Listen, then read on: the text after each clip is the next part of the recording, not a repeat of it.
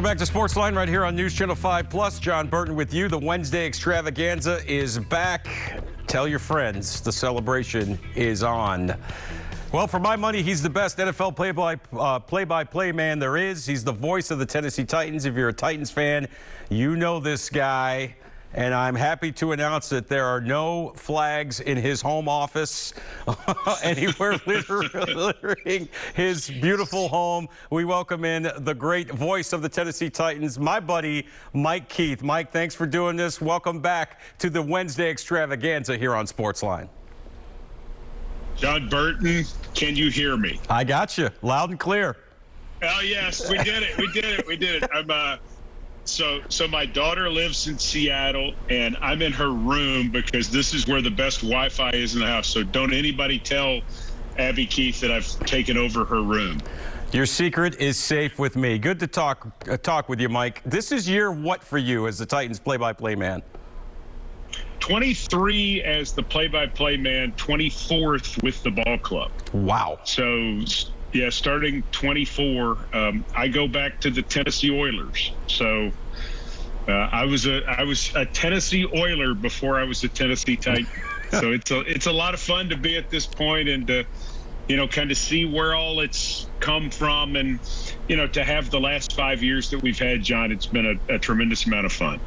Sure, making the playoffs every year and having a winning record, certainly a lot of fun for the city as well. But, I tell you this all the time. You're not just the voice of the Titans. You are, Mike Keith, what the Tennessee Titans sound like. Like, you are synonymous with this franchise. And it's a credit to you, sir, for your longevity and for your dedication. Well, you're nice to say that. And, that's when I got in this, that's what I hoped. I hoped I would be somebody's voice.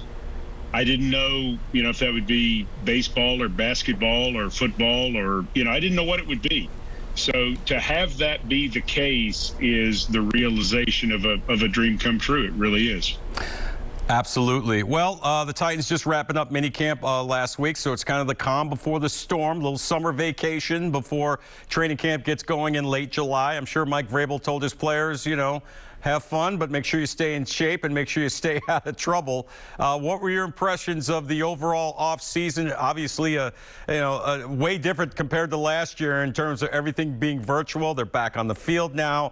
You see less people wearing masks and a lot more of a normal atmosphere. It had to feel good for you as someone who was watching and kind of taking note of it, but it had to feel great for Vrabel and his staff and his players as well. I think so, John. I think overall we had a successful offseason. We had to remake our defense, and I think we did that. And we knew we would have to lose some offense to take that money to remake the defense. And so we understood that. And then we end up with Julio Jones at the end, and we get him onto our football team in June, where actually he can come in for 3 days of practice. And now he'll be ready to start training camp. And again, I've compared it a lot to the Jadeveon Clowney situation. There's all this talk about Clowney in Cleveland and how well that's going, and it's a fit. Well, Clowney didn't show up here till September 6th. Right. And so for him to start with Cleveland now, good for him. For us with Julio, good for us to get him in this situation where we got him a few days of reps. He met the fellas. He met the coaches. He got his helmet. All of those things are done. And so when the team returns on July 27th, he'll be able to jump right in and get started. I think Jon Robinson met the mark. I really do. I think he took the challenge of this offseason. He knew what it would be. He didn't do things like, okay, I'm going to go ahead and redo somebody's contract right away to free up cap room.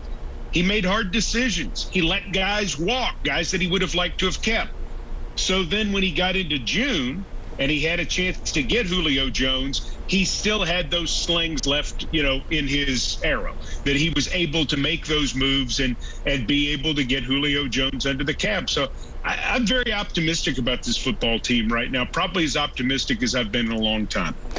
Well, listen, everybody's excited about Julio Jones, and for good reason. This guy's a future Hall of Famer. He is 32 years old. He is coming off kind of an injury-plagued season last year. But if this guy's healthy, I mean, this offense could be potentially dangerous. You still have the baddest man in the NFL, number 22 back there. You got A.J. Brown, an emerging star. Obviously, Tannehill is a proven quarterback. I mean, how dangerous, how scary can this offense be, assuming everybody stays healthy and productive?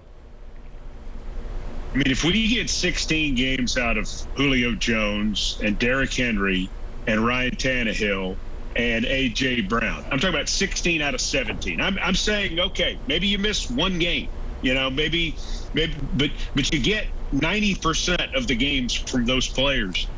I think it's going to be terrifying because I think Anthony Ferkser is going to have a big role. I think you're going to see a guy like Darrington Evans take on a big role. I think Josh Reynolds may be the biggest winner in all of this because he will be able to move into a situation where his matchups are going to be very favorable. John, with this offensive line and some of the continuity that we have just throughout that offensive grouping, getting Jeff Swain back and being able to, put a lot of pieces, back together, I think we could be very scary. It's exciting. Yeah, there's some of those Wi-Fi issues you're having in your daughter's room may be coming back to haunt us, but we can still hear you fine. So we'll keep this rolling as long as we can hear you. We got a frozen Mike Keith picture up on the screen right now. You still got me, Mike? I got you. Yes, I'm sorry. Well, I'll tell you what, Taylor, let's take a break. I'm struggling with the Wi-Fi. All right, I'll tell you what we'll do, Mike. We're going to take a break, and we're going to have you call the hotline, and we'll get you on the phone for the rest of this because we understand, it's a crazy world with Wi-Fi and stuff. So, Taylor, let's take a quick break. We'll come back more with Mike Keith on the phone as we continue here on SportsLine.